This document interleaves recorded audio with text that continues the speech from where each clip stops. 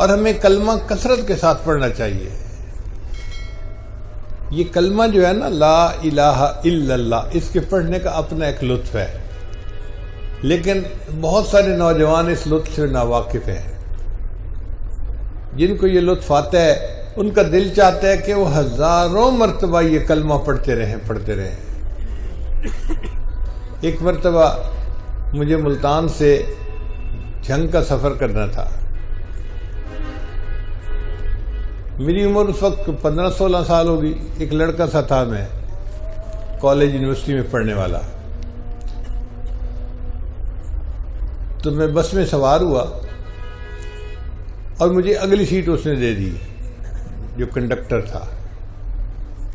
اللہ کی شان دیکھیں کہ بس کا ڈرائیور آیا اور اس نے آ کے بس کو چلانا شروع کیا۔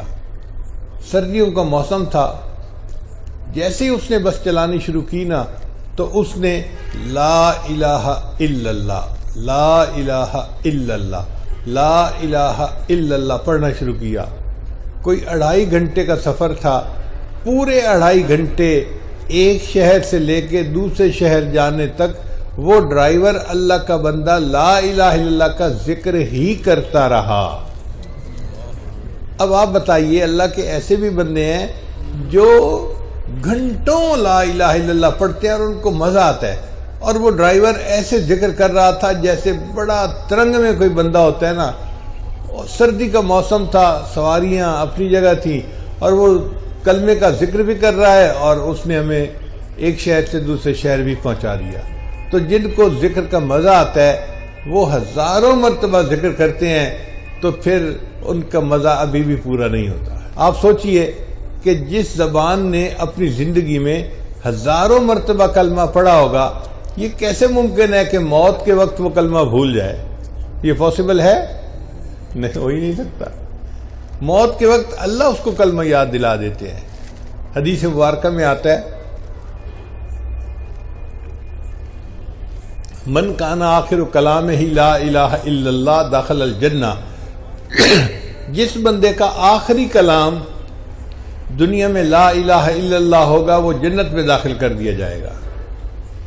چنانچہ تفسیر کبیر میں لکھا ہے کہ اللہ تعالیٰ نے ملک الموت کے ماتھے کے اوپر کلمہ لکھوا دیا ہے۔ دجال کے ماتھے کے اوپر اللہ نے کافر، کافارا، کافر لکھوا دیا کہ مومن اس کو دیکھے تو فوراً پہچان لے کہ یہ دجال ہے، یہ کافر ہے۔ اور اللہ نے ملک الموت کے ماتھے کے اوپر کلمہ لکھوا دیا۔ کیوں؟ کہ جب ملک الموت کسی بھی مومن کی روح کو قبض کرنے کے لیے جائے اور مومن ملک الموت کو دیکھے تو اس کے ماتھے کو دیکھ کے، کلمہ لکھا دیکھ کے اس کو خود بخود کلمہ یاد آ جائے اور وہ کلمہ پڑھ کے ایمان کی سلامتی کے ساتھ دنیا سے رخصت ہو جائے۔